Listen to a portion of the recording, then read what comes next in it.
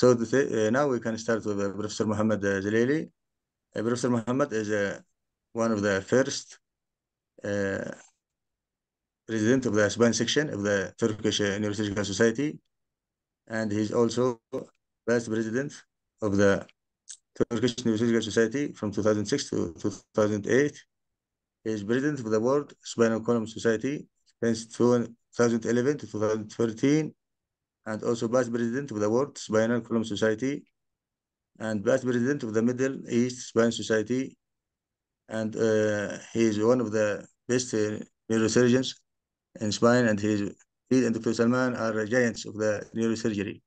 So we are blessed and honored to have them all. Dr. Muhammad will talk about the anatomy of the spinal cord.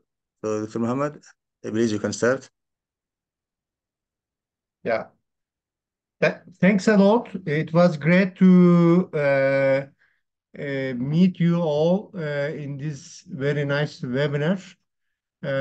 Actually, I will talk on a very basic anatomy. Actually, the level of my talk will be for the residents and young neurosurgeons. My presentation order will be like this: spinal cord anatomy, gross anatomy, gray matter, white matter, tracts, ganglion, and spinal roots, and then spinal cord vascular anatomy. In general, spinal cord occupies 2/3 of the spinal canal, and it is 42 to 46 centimeters length. And there are mainly two enlargements. One is cervical, the other one is lumbar. In the Latin world, we are calling those regions intumescentia. And these are the origins of nerves from brachial and lumbosacral plexus. It's in cylindrical shape, and AP diameter is flattened than the lateral diameter. And spinal cord is shorter than vertebral column. And in adults, it extends to the L2 body level. In the newborns, it extends to a bit lower, L3, 4. And spinal cord elongation stops at H3, 4. And then but vertebral column growth continues. We can understand the segmentation, dermatomes and myotomes if you look at the body as a 4 limbs animal. In this shape, we can understand it. Why it is after L1, it's suddenly goes to S4, 5. Then in the lower part, in the lower extremity, it is L5, L4, S1 levels. There are 8 cervical, 12 thoracic, 5 lumbar, and 5 sacral segments. The length is where that may vary, and no sharp boundaries between those segments. Conus medullaris, with its terminology conic shaped, it is a tapered conical structure ending at L1, L2 level. And filum terminale is a part of the pia mater, extension of pia mater, and coming till the coccyx inferiorly. It anchors in the sacrococcygeal bodies. And around the filum terminale is the cauda equina. It is called this name because of resembling a horse tail. The nerves arising from lumbar, sacral, and coccygeal portions are the main components of the cauda equina. If you look at the longitudinal divisions, there is a median fissure anteriorly, which hides the anterospinal artery.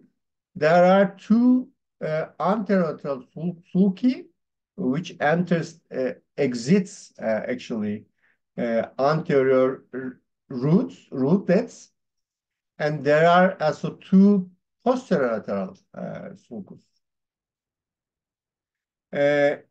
If you look at the gray matter, there are ventral horns, dorsal horns, and in some area only, in the thoracic and upper lumbar area, intermediolateral horn, which localizes the preganglionic cells of the autonomic system. It is like a butterfly shape, the gray matter. It is a contrary to the brain. Brain has the gray matter on the outer surface. However, gray matter in the spinal cord is in the inner surface. There are also laminas of the gray matter. Actually, these are so-called Rexet laminas. Actually, they have been described in the cat's spinal cord. However, the anatomists then have used those Rexet laminations also in the human descriptions. So the first six laminas are the sensory laminas. Lamina 2 is the substantia gelatinosa, which is the main component of the pain sensation. Lamina 7 is the Clark's column, dorsal nucleus, 7 is here. And intermediolaterales nucleus is here. And laminas 8 and 9 represents motor neurons. And if you look at the clinical significance, substantia gelatinosa is the lesion target for dorsal root entry zone lesions for central pain. Actually, for amputational pain, for root avulsion pain, the dorsal root entry zone lesion is a good ablation surgery, and it was described by many years before by Dr. Neschelt and Sindhu. Neschelt has done it with the radiofrequency lesions. Actually, there is a so-called Neschelt needle to provide a lesion inside the substantia gelatinosa, also dorsal root entry, with a special electrode, monopolar lesion with radiofrequency. Multiple lesions have to be done. The other technique is by Dr. Sindhu, a French neurosurgeon who has cut the dorsal root entry zone and then did bipolar coagulation at the region.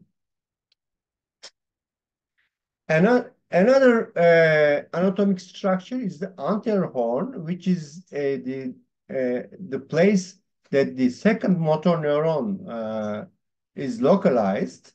It is a clinically important area because second motor neuron type paralysis may happen with the lesions here, especially the ALS, amyotrophic lateral sclerosis, or motor neuron disease, is a disease with second motor neuron affected with atrophy, especially in hands, with fasciculations and pyramidal tract findings. And those patients do never have a sensory deficits. What about the white matter? White matters are the tracts. Actually, these are the fascicles between brain and spinal cord. There are dorsal, lateral, and ventral columns of white matter. And these are myelinated fibers mainly. ventral and lateral tracts not well delineated and may overlap. And so then many people call them anterolateral column. But the dorsal tract sharply demarked, and there are two parts, fasciculus gracilis and fasciculus cuneatus. And this is the lateral corticospinal tract. This is the anterolateral spinothalamic tract. So if you look at the descending tracts, the main component is the lateral corticospinal tract, which is the other name is pyramidal tract, and anterior corticospinal tract. These are two components. Anterolateral lateral corticospinal tract is a crossed tract with a pyramidal crossing in the in the lower brainstem, and these are for voluntary movements. It comes the first motor neuron comes from the central area of the motor cortex. There are also tracts like vestibulospinal tract, medullary spinal tract, spinal tract, but these are involuntary movements and some muscle tonus providers. We cannot measure the function of those tracts very nicely. This is the anatomy of the lateral corticospinal tract. This is the pyramidal decussation in the brainstem. Corticospinal tract is an extension of the first motor neuron in the brain. So then its affection causes a first motor neuron type paresis, which is a spastic one, together with the Babinski reflex, the Achilles clonus, and increased deep tendon reflexes. What about the ascending tracts? There are mainly dorsal column, which is a combination of fasciculus gracilis and cuneatus, and anterolateral spinothalamic tract. Dorsal column has a function of position sense and light touch. However, spinothalamic tract has a function of pain and temperature sensation. This is the anatomy of those tracts, spinothalamic tract and dorsal column. And this is the dorsal column's decussation and the going up till the brain. It comes to the thalamus first, then to the sensory cortex. In clinical significance is position, vibration, and light touch disturbances may happen with the lesions. And a midline myelotomy in intramedullary tumors may cause the loss of position and vibration sense and light touch sense in many patients, although some of them recovers well later. And this is the spinothalamic tract. This is represents the pain sensation. And in case of some cancer pain, you can apply a CT-guided cordotomy, which was nicely described by Dr. Yücel Kampolat, a Turkish neurosurgeon. Actually, this is how he has done it with a lateral puncture with CT myelography during surgery, and making a lesion just ventral to the dentate ligament. By this lesion, you then distract anterolateral chordotomy. So this is caused a chordotomy for a painful disease. What about the other tracts, importance of the tracts? Actually, Bragman and Penning has described spinal cord lesions according to their locations, like total cord lesion, subtotal cord lesion, central cord lesion syndrome, or Brown-Sequard syndrome, anterior cord syndrome, and posterior cord syndrome, and those classification. Central cord syndrome is in the middle of the spinal cord. In that case, upper limbs are more affected than lower limbs. The main reason of that is that the central part of the pyramidal tract are affected, because the tracts in the middle of the pyramidal, the parts in the middle of the central part of the pyramidal tract represents upper limbs. However, in the lateral parts, they represent the lower limbs. But there is another reason that anterior gray substance is affected with a central lesion that may also cause a upper limb dominated tetraparesis. This is most common incomplete cord injury, and it happens mostly with hyperextension of a previously narrow cervical spinal canal, which can cause damage to the central cord. Because of that, the clinicians, neurosurgeons, call central cord syndrome as a previously cervical spondylotic patient sustaining a hyperextension injury. This is first described by Schneider and co-workers in 1900s, in the beginning of 1900s. What about anterior cord syndrome? Somebody call it anterior spinal artery syndrome. This is a motor function and pain sensation lost bilaterally, position sense preserved, and anterior spinal artery compressed by bone or cartilage.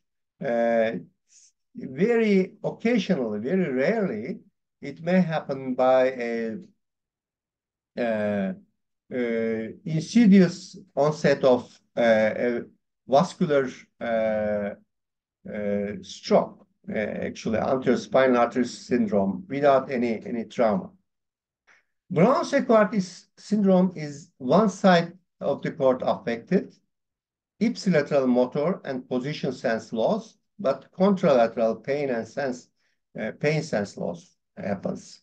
This is mostly due to penetrating injuries, and with the knife injury, for instance, it doesn't happen very often in blunt injuries. Posterior cord syndrome is very uncommon. It is just with position sense and fine touch loss. Even the diagnosis is quite difficult. Chakra sparing, we must always learn it. This is because caudal segments are represented on the outer parts of the spinal cord, and a diagnosis of a total cord lesion should not be done without searching a sacral sparing. So if you see a spinal cord injured patient, you must always pinprick the perianal region to see if there is any sensation over there. If there is some sensation, you must call it sacral sparing, and then you must call those patients can be predicted to have some recovery later. What about other clinical importance is spinal cord monitoring. Posterior columns can be monitored with somatosensory evoked potentials. Cord corticospinal tract can be monitored with motor evoked potentials. Somatosensory evoked potentials, if it is from upper extremity with the medial nerve somatosensory evoked potentials, or from the lower extremity tibial somatosensory evoked potentials. Actually, lower extremity is extended with the fasciculus gracilis. However, upper extremity with fasciculus cuneatus. Motor evoked potentials is another investigation that we can search the intactness of the pyramidal tract during surgery. This may be done by a motor cortex stimulation, which is done with electrical stimulation, because intraoperatively magnetic stimulation does not work. However, in awake patients, we do it with magnetic stimulation. During anesthesia, no muscle relaxations we need. Otherwise, we cannot obtain potentials from the muscles. What about D waves? If we stimulate motor cortex and get the responses from the spinal cord itself with epidural electrodes, then we pick up direct waves coming from the pyramidal tract. However, if we pick up the potentials from the muscles, then we call it myogenic motor evoked potentials. This is a muscle MEP. Direct waves, D waves, are more robust waves. They are not affected with the anesthesia level or muscular relaxation. And their presence shows us more robust spinal cord. There is another potential, spinal cord potentials. This time you can stimulate from upper or lower level and of the lesion, and then pick up the potentials from upper or lower level. This time, the tracks used for monitoring may not be just pyramidal tracks, but can be also other tracks, vestibulospinal tract, rubrospinal tract, and others. This is the myogenic map and D waves during surgery. You can see in the awake patients, you can see such potentials. However, after deep anesthesia, you can see just D waves, no myogenic potential. What about the central canal? There's a small hole in the center of the great commissure filled with CSF. Superior it is contiguous with fourth ventricle. Actually, there are some certain enlarging of the central canal. These may not be called as a syringomyelia, but instead we can call them hydromyelia. And sometimes in some congenital cases, there is no clinical significance of those enlargements of the central canal. If it is with the Chiari malformation, it may be. There are also roots and rootlets, posterior and anterior rootlets. And there is a spinal ganglion which hides the first neuron of the sensory valley. Somebody call it pseudo-unipolar ganglion, pseudo-unipolar cells. Actually, monosynaptic reflex is a part of this. In harmful conditions, The body doesn't wait till the command goes up to the brain. The spinal cord itself behaves like a fast reflex, and if you are touching a fire, you can draw your hand back. This is spinal ganglion. Actually, this spinal ganglion is just at the level of the foramen, spinal foramen, and compression of that ganglion may cause neuropathic pain. So this is clinical significance, is a source of neuropathic pain. Paralateral disc herniation should better go surgery because of that type of pain. Even you make a good surgery and the source of pain has gone, but the neuropathic pain may not subside in good quality. Transforaminal endoscopy may injure the ganglia, and dorsal root ganglion stimulation is a type of pain relief application by pain clinicians and by neurosurgeons. Another description is the Cambien's triangle. This is the angle with the articular process and the exiting nerve root, which from that angle, triangle, you can enter the disc space safely. You see that traversing nerve root has the, sorry, exiting nerve root has the ganglion. Yeah. What about the spinal cord coverings? These are first very important covering is the bony vertebra, then the meninges with cushion of CSF. CSF behaves like a cushion protecting the spinal cord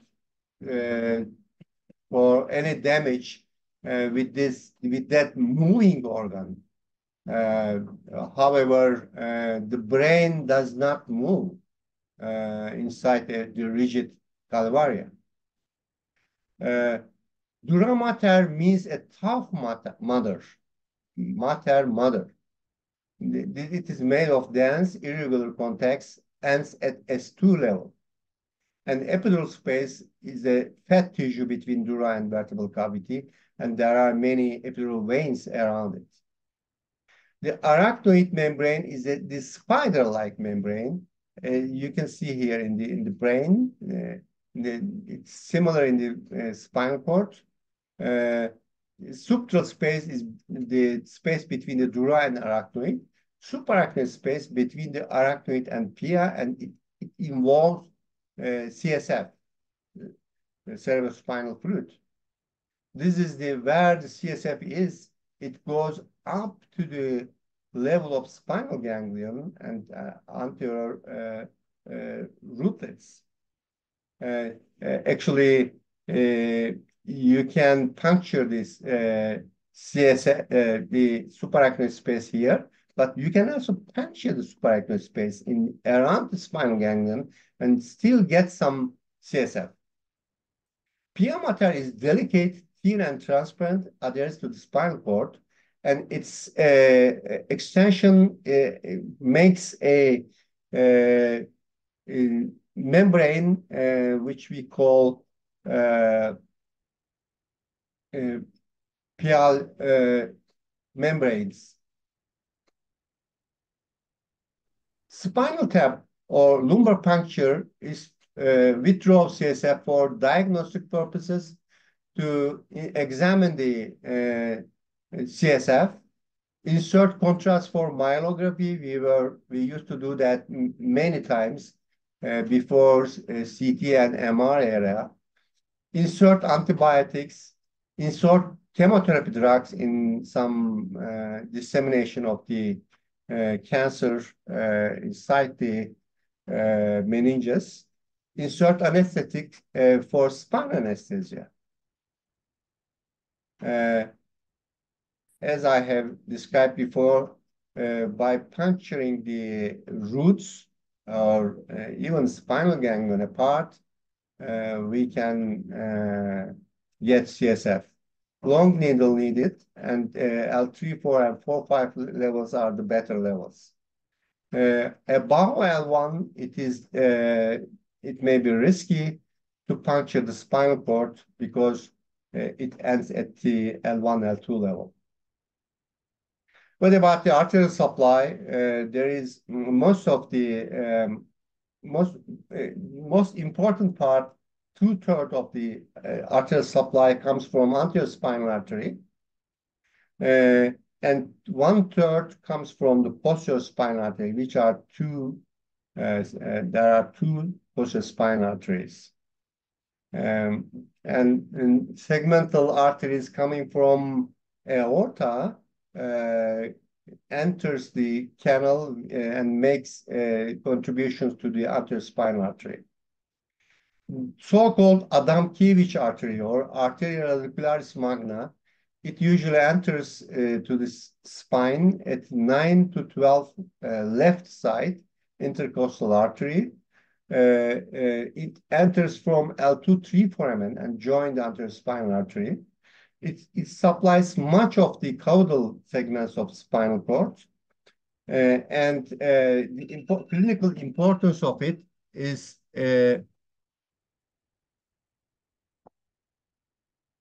that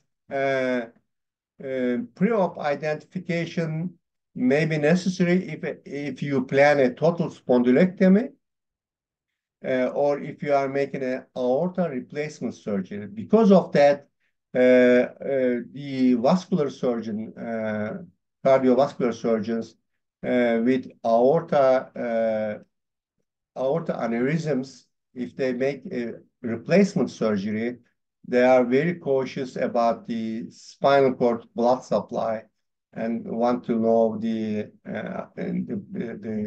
entry place of the Adamkiewicz artery. I thank you for your attention, and I want to invite to you the WFNS educational course in September 27-29 in Istanbul, and also Middle East Spine Congress in October 24-26 in Tunisia, Monastir city of Tunisia. Thank you for listening. Thank you very much, Dr. Mohammed. And I see we have reached the maximum capacity of our Zoom account. There is 99 participants, which is the maximum. We have only 100 participants available. Thank you for this presentation. Very good, very nice. You showed basic information with very, very clarity and with medical importance. So it's very, very nice presentation. And the number of attendees shows that they are all needed this information. So thank you very much, Professor. Thanks a lot. There is one question I see on the questions. Cut off Yes, ligamentum flavum during operation. What about this syndrome? Ligamentum flavum during operation. Does it mean a dentate ligament? Dentate ligament is a part of pia extension, and in the past, some surgeons are cutting dentate ligaments to release the spinal cord, but it has been found no effect with such a surgery. Ligamentum flavum cutting is necessary if you are making a lumbar spinal stenosis surgery. You cannot make a good decompression without removing ligamentum flavum. I don't think the question was that. Yes, I think so as well. I see there's no other questions. If anyone have any question for Dr. Mohammed?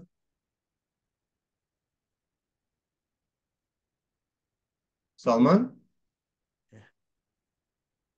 Professor Salman, do you have any comments?